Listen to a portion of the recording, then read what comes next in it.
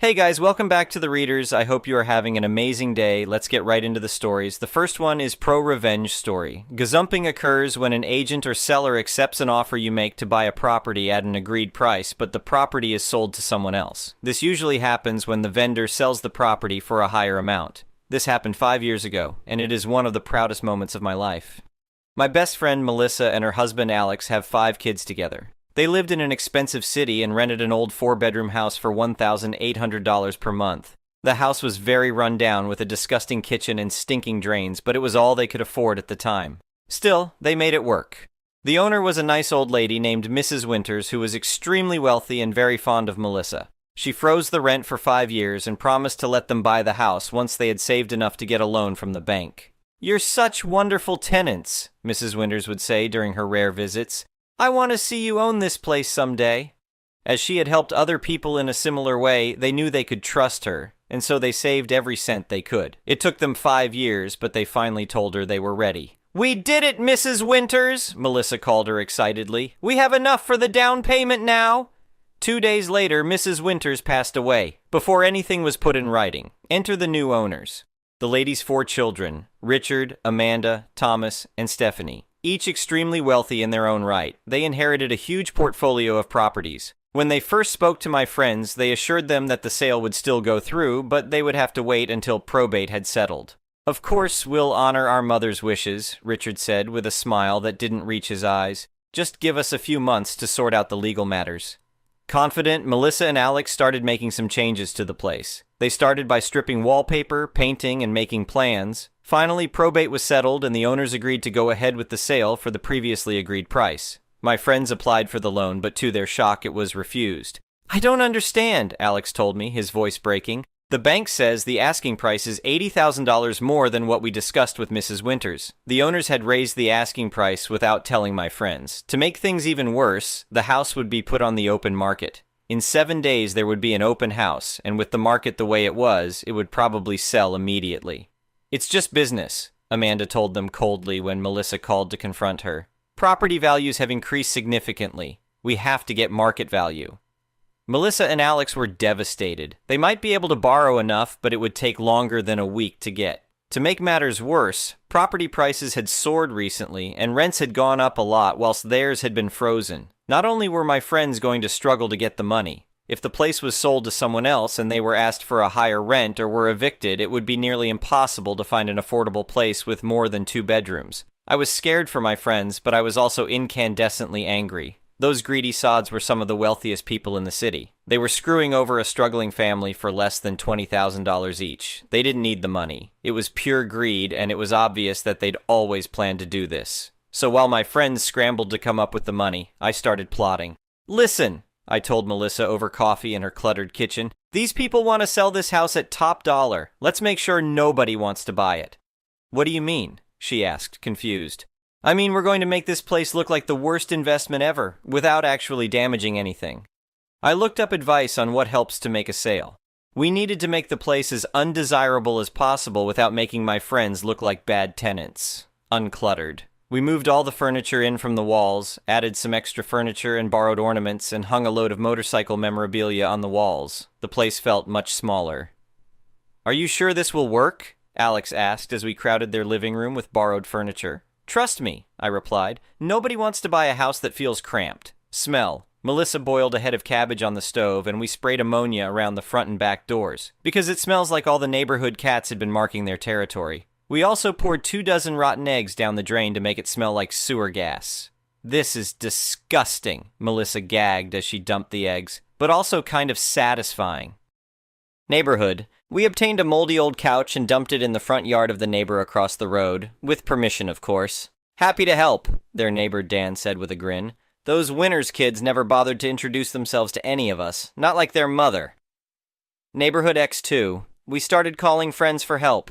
Anybody with a loud and crappy car was asked to do a few laps in front of the block during the open house. The street was unusually busy that day. Everyone we knew found a reason to drive by. It was practically rush hour. "Just keep circling," I instructed our friend Steve on the phone. "Make sure your muffler is making that awful noise." "You got it," he laughed. "I've been meaning to fix it anyway, but it's perfect for today." Neighborhood X3, we called our mates from the rugby club. A big portion of our club are very large men. The next door neighbor set up a BBQ in their front yard and we offered free food and cheap beer. They came on motorcycles wearing their roughest gear. There was quite a crowd. Hey, is that the real estate agent's car? My rugby friend Marcus called out as a sleek sedan pulled up. Should we rev our bikes a bit louder? Perfect timing, I grinned. A lot of people showed up for the open house. Quite a few were in and out within minutes. One lady sat in her car and watched the party next door before driving away. The one bloke who stayed any length of time was brave enough to start up a conversation with someone leaving the party. "Do you live around here?" he asked cautiously.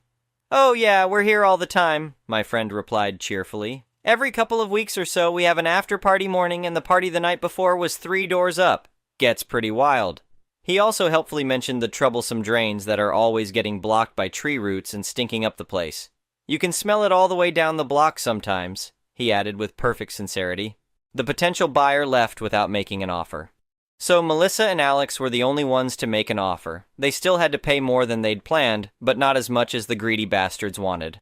My friends signed the papers and paid the deposit that day. So when the brave buyer who'd talked to our friend put in an offer of $30,000 more than my friend's 2 days later, there was nothing the owners could do about it. Strict anti-gazumping laws. "Are you saying someone else offered significantly more?" Thomas sputtered over the phone when Melissa told them. "Yes," she replied calmly. "But as you know, we've already signed the contract. Legally, you can't back out now. I would have loved to see the owners' faces when they found out. Melissa called me the day they got the keys. "We did it," she said, her voice thick with emotion. "We actually own this place now." "First order of business?" Alex called from the background. "New kitchen and fixing those damn drains.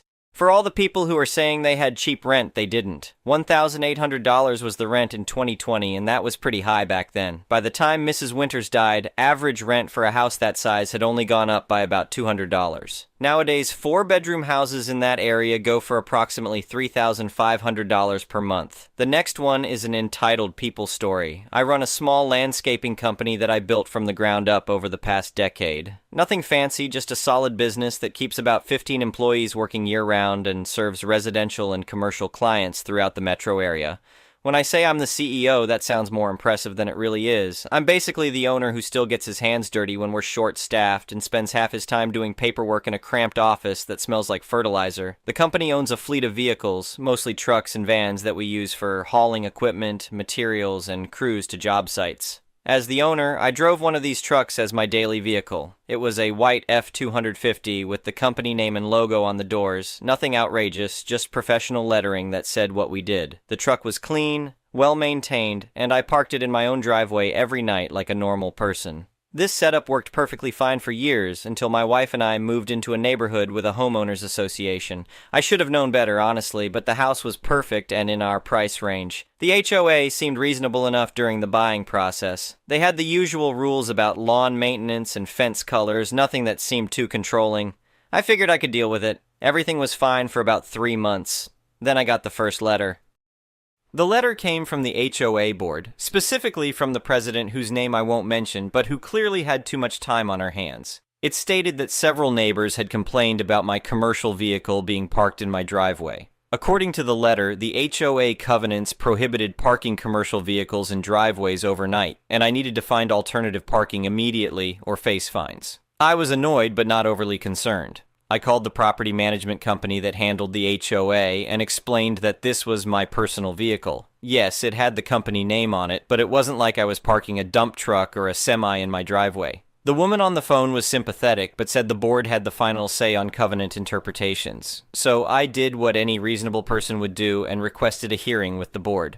I showed up with my truck's registration, my business license, and a copy of the covenant language. I explained that I owned the company, that this was technically my personal vehicle even though it was registered as a fleet vehicle, and that it was no different from someone who drove a company car home from their office job. The board president was having none of it. She kept emphasizing that the covenant said no commercial vehicles, and my truck clearly had commercial signage. Another board member pointed out that the covenant was designed to prevent the neighborhood from looking like a parking lot for work vehicles. They wanted to maintain property values and aesthetics. I tried explaining that my truck was cleaner and better maintained than half the personal vehicles on the street. I offered to park it in my garage, but the board president said that wasn't the point. The covenant said no commercial vehicles on the property, period. She suggested I could rent parking elsewhere or remove the company decals. That's when something clicked in my brain. The malicious compliance gears started turning. I asked for clarification. The covenant said no commercial vehicles on the property, correct? She confirmed. I asked if that meant vehicles registered as commercial or vehicles that looked commercial. She said both. Any vehicle that was used for business purposes or had commercial markings couldn't be parked overnight in driveways or on the street in front of homes. I thanked them for their time and said I would comply fully with the covenant. Here's the thing about owning a business that nobody on that HOA board bothered to consider. I owned multiple vehicles. The landscaping company owned 12 trucks and 3 vans, all registered as fleet vehicles. But I also owned the company, which meant I technically owned all those vehicles personally through my business entity. More importantly, my wife and I also had a personal sedan and an SUV that we'd purchased through the company for tax purposes. Both were registered as company fleet vehicles even though we used them for personal transportation. This is completely legal and a common business practice. The vehicles were part of the company assets and we could use them as owner-operators. After the hearing, I went back and read through the HOA covenant very carefully. The language was clear. No commercial vehicles could be parked on the property overnight. It defined commercial vehicles as any vehicle used for business purposes or registered as a commercial or fleet vehicle. Under this definition, literally every vehicle I owned was a commercial vehicle. My wife's SUV, my sedan, everything. The covenant made no exception for vehicles that were also used personally or for vehicles owned by business owners who happened to live in the neighborhood. I started making phone calls. First, I called the property management company and informed them that I would be complying with the covenant immediately. I would no longer park any commercial vehicles at my residence. The woman on the phone sounded relieved and thanked me for being reasonable. Then I called a lawyer who specialized in business law and HOA disputes. I explained the situation and asked about my options. He laughed when he understood what I was planning and confirmed that yes, if the covenant banned commercial vehicles and all my vehicles were technically commercial vehicles, then I legally couldn't park any of them at my house. The next morning, I arranged for every single one of my vehicles to be towed to a commercial parking lot I rented across town. My work truck, my wife's SUV, my sedan, all of it. The house had an empty driveway and an empty garage. We had no way to get to work or go anywhere. I then sent a certified letter to the HOA board and the property management company. In it, I explained that I was fully complying with the covenant as they had interpreted it. Since all vehicles I had access to were registered as commercial fleet vehicles, I could not park any of them at my residence. I noted that this compliance came at a significant financial cost to me, as I was now paying for commercial parking and ride-sharing services to get to and from the parking lot each day. I also mentioned that I would be unable to respond to any property maintenance violations in a timely manner since I no longer had transportation readily available. If the HOA needed me to address any issues with my property, they should provide reasonable notice to account for my transportation difficulties. The letter concluded with a request for the HOA to clarify how I, as a homeowner, was supposed to maintain transportation while complying with their interpretation of the covenant.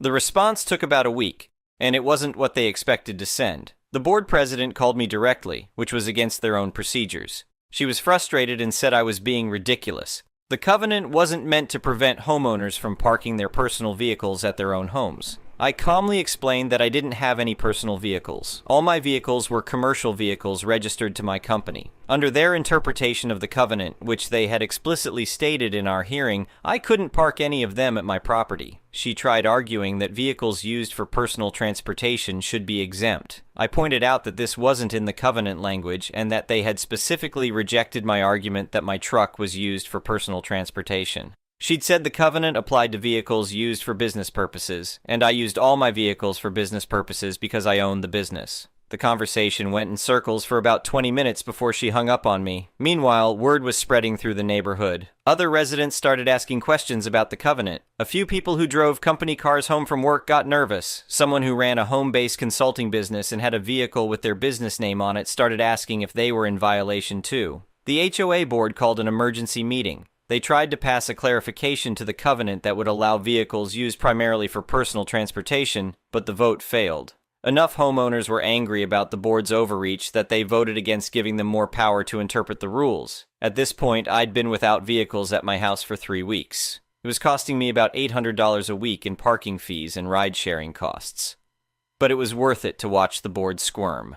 The board president eventually reached out through the property management company with a proposal. They would amend the covenant language at the next annual meeting to clarify that vehicles registered to businesses but used primarily for personal transportation by residents were permitted. In the meantime, they would grant me a temporary exception to park my vehicles at my residence. I responded that I appreciated the offer but couldn't accept a special exception that other residents didn't have. If the covenant said no commercial vehicles, I would continue complying with it until the covenant was officially changed. However, I would be happy to discuss my concerns at the annual meeting and support reasonable amendment language. The property management company representative sighed audibly when she read my response over the phone. The annual meeting was scheduled for 2 months later, but the board called a special meeting after another month of me having no vehicles at my house. They wanted to address the issue immediately. The meeting had the best turnout in the HOA's history because everyone wanted to see how this would resolve.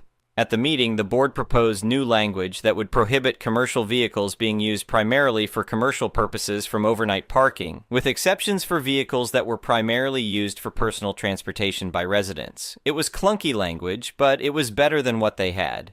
I spoke during the comment period and said I thought the amendment was reasonable. I also suggested that the covenant should include language defining what made a vehicle look commercial, since that was the original complaint. Several other residents agreed, and after some debate, they added provisions about signage size and vehicle type. The amendment passed with overwhelming support. I was finally able to park my vehicles at my house again. The board president avoided making eye contact with me during the vote. The best part came a few weeks later when I saw her driving a minivan with a small decal on the back window advertising her husband's real estate business. Under the original covenant interpretation she'd pushed, that would have been a violation too. She'd never thought about that until other people started pointing it out. I still live in that neighborhood and I still park my work truck in my driveway. The truck is clean, well-maintained, and complies with all the new covenant provisions.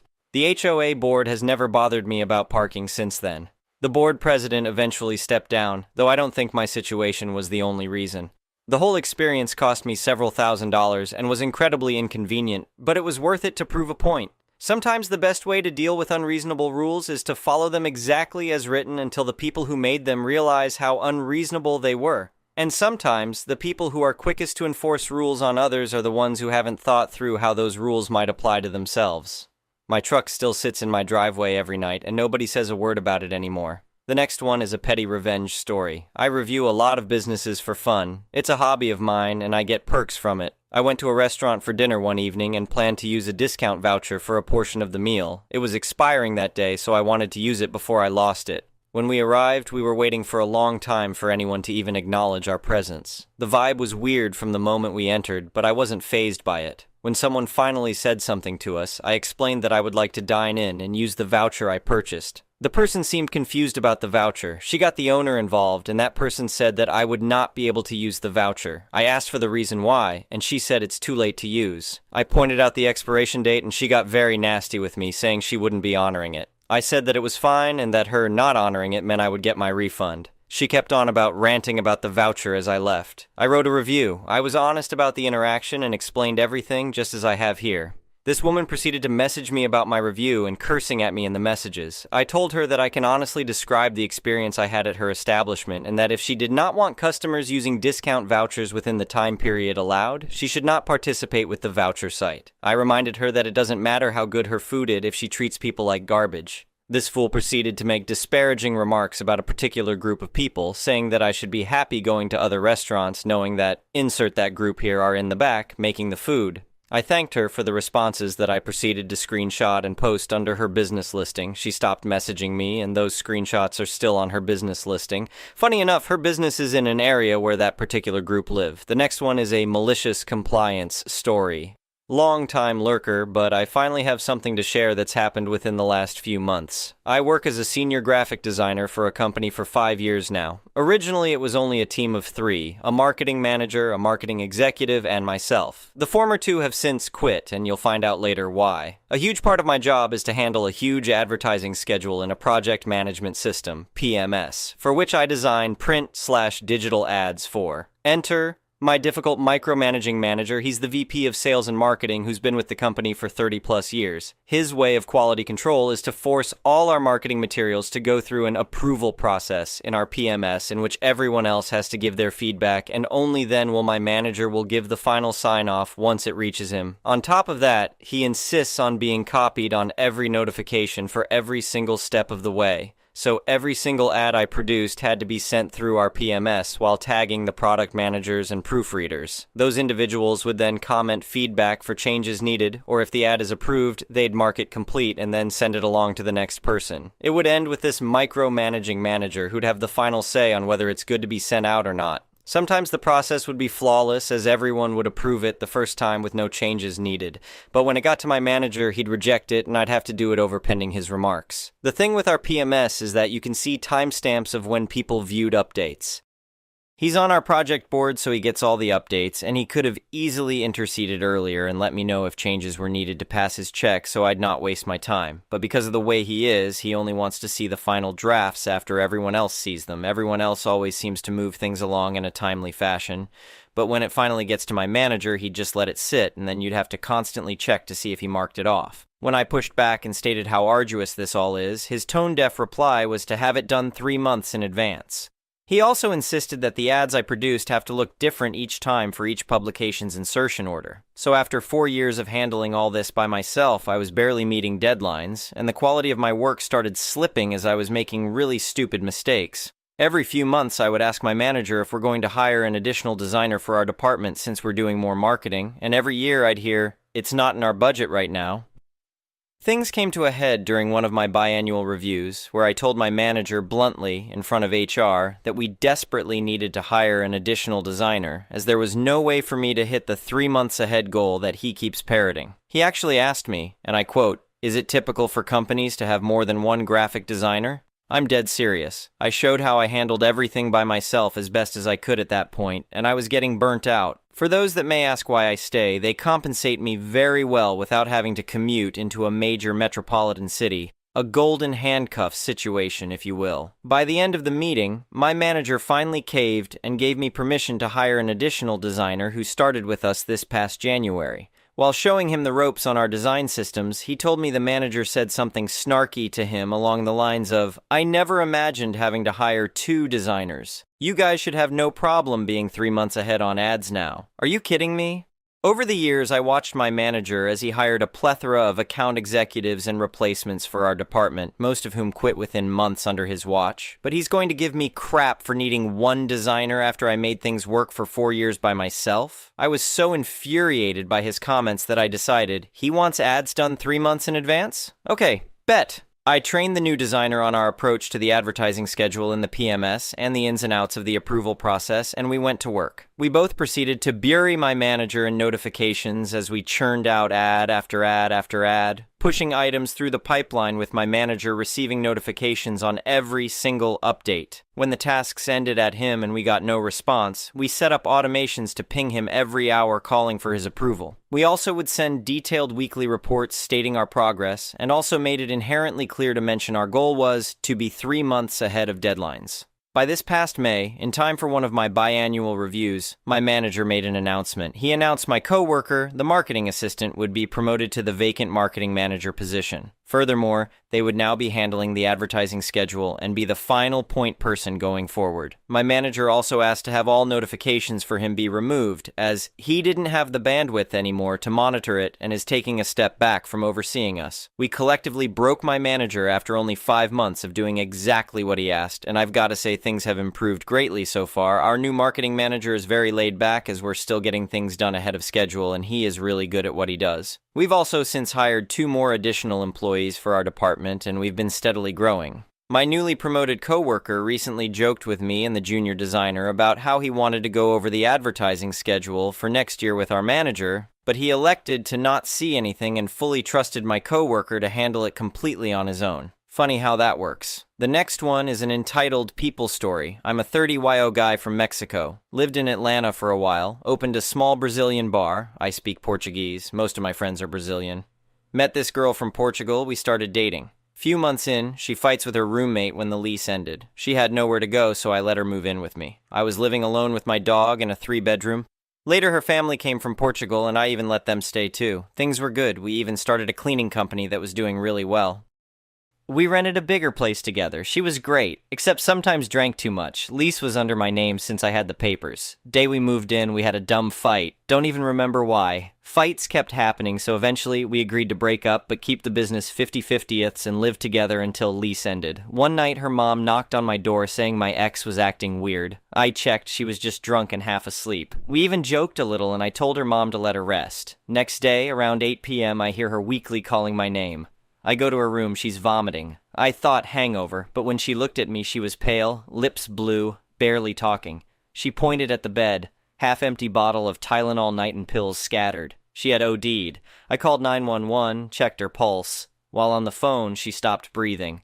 Pure panic. I started CPR. Paramedics showed up, took her away. She survived, but spent 10 days in the hospital and 10 more in a psych hospital. Got diagnosed bipolar. During that time, she didn't want me to leave her side. After she came home, she even slept in my room again because she didn't want to be alone. For like a week, things felt normal. Then chaos again. What really messed me up, though, was what happened that night. Watching her literally die in my arms messed with my head. After she got out of the hospital, I couldn't eat, dropped almost 15 kilograms, approximately 30 lbs, because I just never felt hungry. Couldn't sleep more than 2 hours a night. Every time I closed my eyes, I'd see her face turning blue. Later, I realized it was PTSD, but at the time I just thought I was falling apart. She started seeing someone else almost immediately. Whatever, we were done.